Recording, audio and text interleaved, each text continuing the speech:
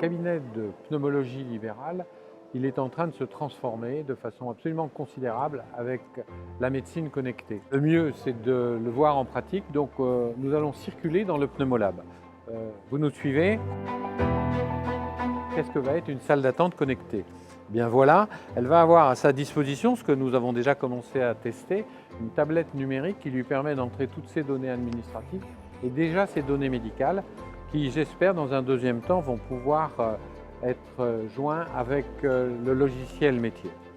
Autre information dans la salle d'attente connectée, c'est de la salle d'attente avec les professionnels de santé. Et l'Union régionale des médecins libéraux d'Aquitaine a mis en place un processus télévisé pour les salles d'attente qui s'appelle MedTV. C'est de l'information médicale validée qui pourra être diffusée au niveau des cabinets de médecine libérale, quels qu'ils soient, spécialistes ou généralistes. Autre nouveauté dans la salle d'attente connectée, la réalité virtuelle pour bien comprendre une pathologie. On va pouvoir savoir à l'avance quel va être son parcours de soins dans l'équipe de santé, mais également on va pouvoir lui expliquer certaines pathologies. Et dans le cas présent, ce masque a été développé pour bien comprendre ce qu'est l'apnée du sommeil. On rentre maintenant dans le cabinet médical du pneumologue avec ce que maintenant tout le monde connaît, c'est-à-dire la possibilité de prendre ses rendez-vous sur Internet. Aujourd'hui, nous avons Doctolib qui est avec nous et le médecin, au niveau de son cabinet, peut avoir en extemporané toute son activité médicale. Un écran qui à la fois gère les rendez-vous de ses patients, mais aussi tout son logiciel métier, et là, les logiciels métiers sont nombreux. Et le deuxième écran, celui avec lequel nous travaillons d'ailleurs désormais, c'est l'écran de la médecine connectée. En particulier, il est relié pour les pneumologues, puisque aujourd'hui il s'agit de pneumologues, avec les plateformes qui permettent d'avoir les données des télésuivis des patients qui sont en particulier traités pour l'insuffisance respiratoire. On se déplace un petit peu. Autre outil qui est présenté, qui concerne l'éducation des patients. Et dans le domaine de l'éducation, il y a des centres d'éducation maintenant, mais qui sont souvent à distance des cabinets libéraux. Donc il y a un logiciel qui s'appelle CEPIA et qui permet, à partir d'une plateforme, de gérer l'éducation thérapeutique de vos patients. Télésuivi, il y a plusieurs plateformes. Il y a des plateformes de fabricants, de prestataires, mais il y a également des plateformes professionnelles. Et là, nous faisons la démonstration aujourd'hui de la plateforme Adel Santé qui permet aux médecins d'utiliser une seule plateforme et d'avoir toutes les données de ces patients qui sont en télésuivi, quel que soit le prestataire, quel que soit le fabricant.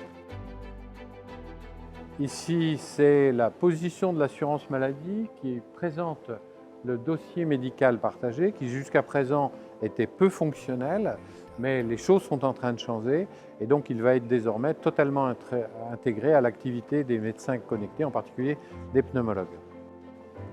Une nouveauté qui n'est pas encore commercialisée du laboratoire Philips, qui concerne une nouvelle façon d'appréhender la mise en place de certains traitements qu'utilisent les pneumologues, en particulier dans la ventilation pression positive. Il s'agit d'une tablette numérique qui permet de faire une photo en consultation du patient et avec des algorithmes, la tablette pourra proposer aux médecins des masques adaptés à la morphologie du patient. C'est une grande nouveauté mais qui a beaucoup d'avenir.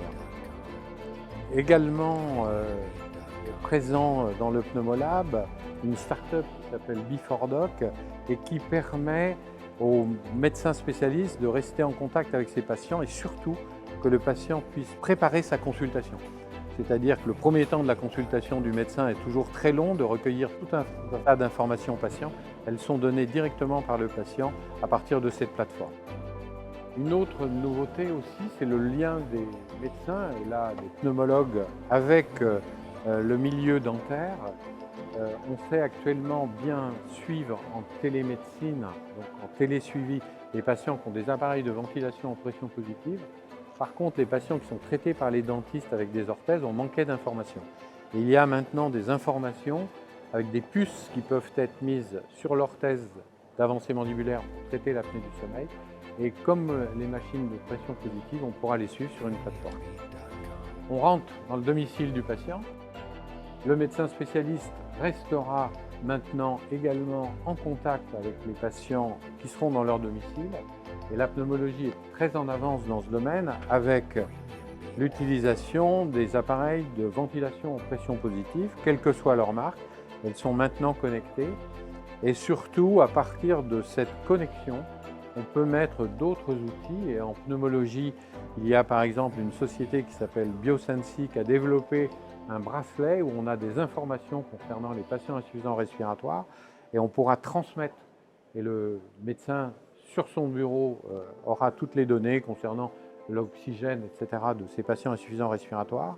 Mais il y a également, vous le voyez, une balance connectée. Dans le domaine, par exemple, des patients insuffisants cardiaques, c'est extrêmement important d'avoir le poids quotidien. Ça peut être des signes de décompensation dépistés précocement, mais il peut y avoir un appareil tensiomètre, il peut y avoir des appareils pour la glycémie. Donc c'est toute une nouvelle médecine qui est en train de se mettre en place. Je me tourne de ce côté et il y a également en médecine connectée, dans des pathologies très fréquentes comme l'asthme, des objets nouveaux, des objets connectés qui permettent en particulier aux jeunes enfants asthmatiques de mieux faire leur traitement, de recueillir de l'information. Donc voilà, c'est toute une nouvelle médecine et ce projet de laboratoire quasiment vivant que nous avons mis en place, on pourra le retrouver désormais dans tous nos congrès médicaux concernant la pneumologie.